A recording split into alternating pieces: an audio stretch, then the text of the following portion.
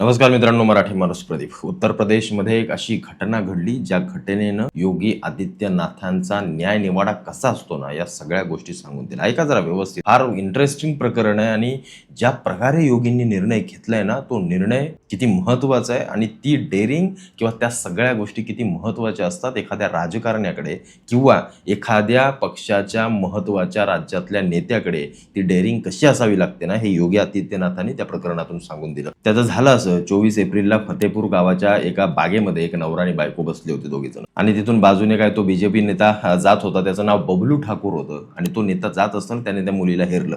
तो बागेमध्ये आला, त्याने त्या पहिल्या मुलाला हॅरेसमेंट करायला चालू केलं, त्याला मारतो, तुला धमक्या देतो, मग हे करतो, अशा पद्धतीचं सगळं ते नाट्य तिथं घडलं. त्यानं त्यांच्यामध्ये दोघांमध्ये बाचाबाची या सगळ्या गोष्टी झाल्या.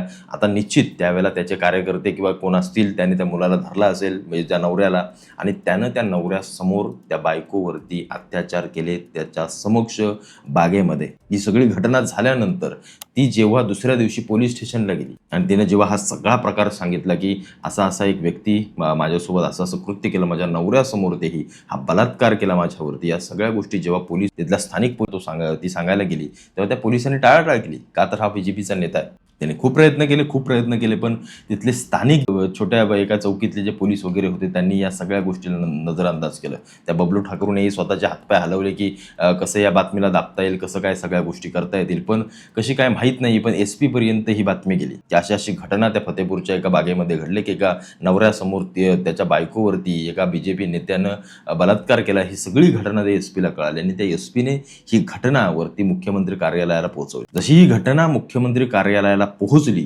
तशी ॲक्शन सुरू झाली. अजूनपर्यंत ही घटना योगी आदित्यनाथांच्या कानावरती गेली नव्हती. तिथं ती घटना गेल्यानंतर तात्काळ तिथल्या हवालदारांनी, ते कोणी इन्स्पेक्टर असतील त्या चौकीतले, त्यांना निलंबित केलं आणि पुढची प्रक्रिया त्या लोकांनी सुरू केली. पण याच वेळेला योगी आदित्यनाथांजवळ ही गोष्ट पोहोचली आणि त्यांच्या कानावरती ही गोष्ट पडली.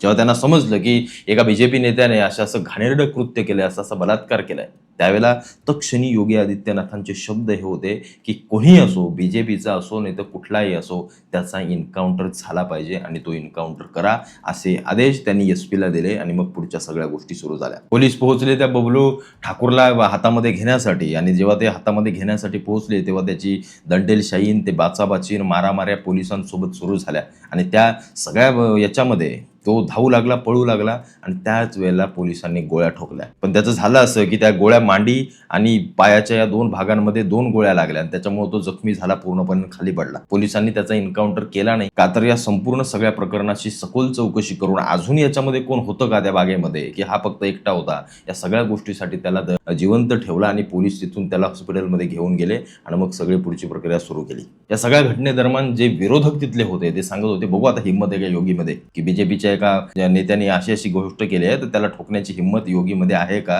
हे जेव्हा म्हणत होते ते योगींच्या कानावर पडायच्या आधीच त्यांनी सांगून टाकलं, बीजेपी असो नाही तर कोणी असो, ठोका म्हणजे ठोका, त्याला गोळ्या तात्काळ खाला म्हणजे खाला. पण पोलिसांनी गोळ्या मांडीत घातल्या. माझं मत होतं की पोलिसांनी थेट ठोकायला पाहिजे होतं, पण असो, ती प्रक्रियेचा सगळा भाग आहे पोलिसांच्या. मी ही सगळी घटना तुम्हाला कशासाठी सांगितली तुम्हाला सांगू का. आता येऊया महत्त्वाच्या विषयाकडे. तुम्ही आतापर्यंत व्हिडिओ पाहिला तर त्याच्या पुढे जरासा पहा. ही सगळी घटना मी सांगितली महाराष्ट्रातल्या चालणाऱ्या अन्याय अत्याचारांसाठी किंवा जे काही महाराष्ट्रामध्ये चाललंय त्या महाराष्ट्रामध्ये अशी घटना किंवा असे आदेश का दिले जात नाहीत यासाठी, म्हणून मी ही घटना सांगतोय. मी तुम्हाला वारंवार माझ्या व्हिडिओतून सांगत असतो की योगी आदित्यनाथांनी असं केलं, योगी आदित्यनाथांनी तसं केलं, ठोकण्याची हिंमत त्यांच्यामध्ये आहे. ही हिंमत महाराष्ट्रातल्या मुख्यमंत्र्यांकडे काय येत नाही, देवेंद्र फडणवीसांकडे काय येत नाही.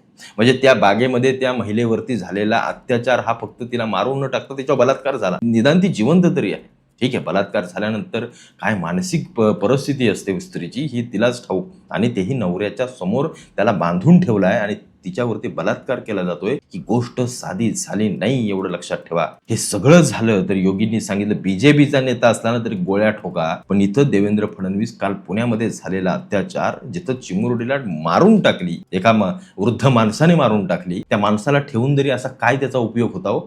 एखाद्या वेळेस डायरेक्ट सांगून टाकलं, माझ्यासारखा एखादा असता तर टाक गोळ्या, तिच्या आईला मारून टाक चालत, त्याचा असाही काय उपयोग आहे त्या म्हातारड्याचा. चौकामध्ये बांधून सालेला गोळ्या ठोका, ही सगळी गोष्ट सांगण्याची हिंमत आपल्या मुख्यमंत्र्यांमध्ये काय येत नाही. जर युपी सारखं राज्य ज्याला आजपर्यंत लोक हिनवायचे की जिथं मुली सुरक्षित नाहीये, जिथं गुंडा राज चालतं, ते सगळं उखडून फेकण्याचं काम योगींनी केलंय. नुसतंच भगवा अंगण हिंदू हिंदू करून नाही काम केलं त्यांनी. हिंदू कसा असतो, हिंदूंचा न्याय कसा असतो, हे तिथले योगी आदित्यनाथ मुख्यमंत्री बनवून दाखवतात. पण देवेंद्र फडणवीसांना ते जमत नाही. तो बाबा तिकडे त्या खरात बाबाला नुसता असंच पोसून ठेवलाय. एक प्रकरण बाहेर येत जातंय. काय काय होतंय राज्यामध्ये, किती मुली असुरक्षित आहेत, किती बलात्कार होतात, किती अत्याचार होतात, किती जिहाद होतात, कुठे कुठे काय होतंय. सबसेल फेल झालेले देवेंद्र फडणवीस येणाऱ्या पुढच्या काळामध्ये राज्याच्या राजकारणात टिकू नयेत असं माझं तरी वैयक्तिक मत आहे. मुख्यमंत्री तर नकोच आम्हाला, नकोच, खरंच नको. असली लापरवाही, असली गोष्ट.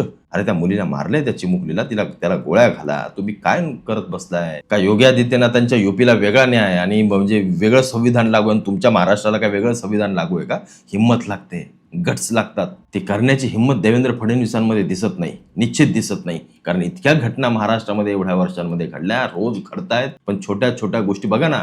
एक गोष्ट लक्षात घ्या, अशी घटना जर महाराष्ट्रात घडली असती तर ती आपल्या मुख्यमंत्र्यांनी किंवा आपल्या लोकांनी तिथपर्यंत पोहोचूही दिली नसती. पण योगींना ती गोष्ट समजल्यानंतर, भले ती छोटीशी गोष्ट असेल का, म्हणजे ती छोटी नाहीये गोष्ट, पण आपल्या लोकांनी तिला नजरअंदाज करून टाकली असती. योगींनी तात्काळ आदेश दिले की बीजेपीचा नेता असो नाही तर कोणीही असो, त्याला पहिल्या गोळ्या घाला. ही सांगण्याची हिंमत आपल्या नेत्यांमध्ये आहे का? आपल्या नेत्यांनी पहिलं त्याला कसा वाचवायचा याच्या मागे सगळे पळत सुटले असते. ही हिंमत जर दाखवू शकत नाही तर फडणवीसांचं काही काम नाही मुख्यमंत्री म्हणून होण्याचं. ना मी किती वेळा सांगितलं, मुंबईमधले बांगलादेशी अजून बाहेर गेले नाहीयेत, अनधिकृत घरं अजून पाडली गेली नाहीत. या रोहिंग्यांची, बांगलादेशींची त्या ट्रेनच्या पटऱ्यांवरती हे असेच राहत आहेत. काहीही अजून कारवाई केलेली नाहीये. फक्त शोबाजी केली जाते. महाराष्ट्रातले असे कितीतरी गुन्हे आणि असे कितीतरी अन्य अत्याचार करणारे लोक आजही जेलमध्ये निवांत बसून खात आहेत, 2 टाईमचं जेवण आणि निवांत जेलच्या बागेमध्ये फिरतायत. त्यांना ठोकणार कधी? ते जेलमधली ही लोकसंख्या कमी करणार कधी? तुमच्यात हिंमत आहे तेवढी? कायदा सुव्यवस्था हातामध्ये घेण्याची हिंमत आहे तुमच्यामध्ये तेवढी? कोणी काही तुम्हाला बोलणार नाही. एखाद्या बलात्काराला ठोकल्यानंतर तुमच्यावरती कोणी विरोधात आक्षेप करणार नाही की का मारला आणि काय नाही केलं. आणि केला तर आम्ही आहोत, जनता म्हणून आहोत आपण. उलट त्यातून तुमची प्रतिमा वाढेल.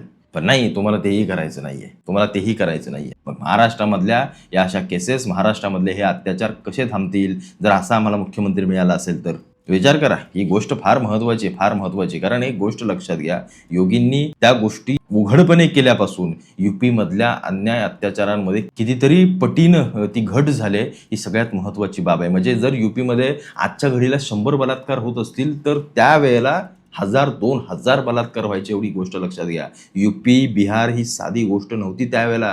गुंडाराज म्हणजे काय होतं ना, तुम्ही जर कधी एखाद्या जुन्या माणसाला विचाराल, तिथल्या एखाद्या पत्रकाराला किंवा कोणाला, तेव्हा तुम्हाला समजेल की नक्की तिथली परिस्थिती काय होती आणि योगी आदित्यनाथ आल्यानंतर काय नक्की परिस्थिती झाली.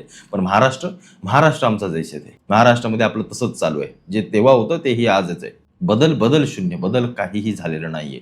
अशा कितीतरी घटना रोज सोशल मीडियावरती येतात. त्याला पोलीस नजरअंदाज करतात. तिथूनच तिथल्या तिथं दाबल्या जातात त्या घटना, पण वरपर्यंत पोहोचल्या जात नाहीत. त्याला न्याय मिळत नाही. ही सगळी व्यवस्था, हे सगळे गृहमंत्री खातं किंवा हे सगळे पोलीस यंत्रणा आपली महाराष्ट्रातली अक्षम्य फेल. कायदा चालवणारा व्यक्ती हा निडर पाहिजे. त्याच्यामध्ये धमक पाहिजे की न्याय मिळवून देण्याची, त्याच्यामध्ये ताकद पाहिजे. या सगळ्या गोष्टी असणारा माणूस या मला असं वाटतं खात्यावरती बसवला पाहिजे. आणि ते आपलं काम आहे. ते आपल्या मंत्र्यांचं, संत्र्यांचं या सगळ्या काम आहे. ते होताना दिसत नाही. आणि म्हणून महाराष्ट्रामध्ये घडलेल्या ह्या घटना या वारंवार घडत राहतात. ती मागे पुण्यामध्ये स्वारगेटला दत्ता गाडीची एक घटना घडली होती, ती अशाच पद्धतीची. काय झालं? प्रकरण गेलं, संपलं. रोज नवीन घटना. मागच्या गेल्या, विसरून गेले सगळे. ते निवांत फिरतात आपले. का नाही? तिथल्या तिथेच साल्याला इन्काउंटर करून ठोकाना. परत हिंमत होईल का बघा कोणाची काय करण्याची. जरा बसली पाहिजे लोकांमध्ये की असलं कृत्य करताना 10 वेळा विचार केला पाहिजे एखाद्याने. त्या सगळ्या गोष्टी चालवायच्या असतील तर निडर योगी आदित्यनाथांसारखा एखादा गृहमंत्री,